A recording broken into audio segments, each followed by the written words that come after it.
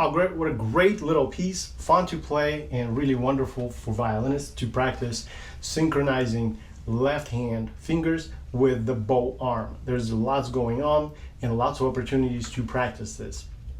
Remember, the left hand is always going to be just a hair faster than the bow arm, a little tiny little bit, but they need to talk to each other. They really need to make sure everything is synchronized, has to be together. So to practice that, you have to obviously do slowly, and there's a whole process for that. And yeah, be careful with the dynamics. I think they make the piece a little bit more rich, more interesting to listen to, fun to play.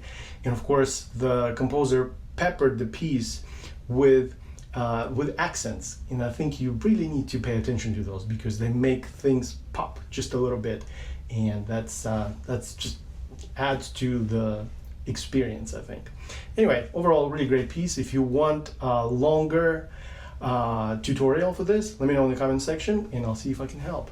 I also wish to invite you guys to my Patreon page where I'm posting tutorials of all kinds for my supporters of my channel, and for a small fee you get a lot of value there.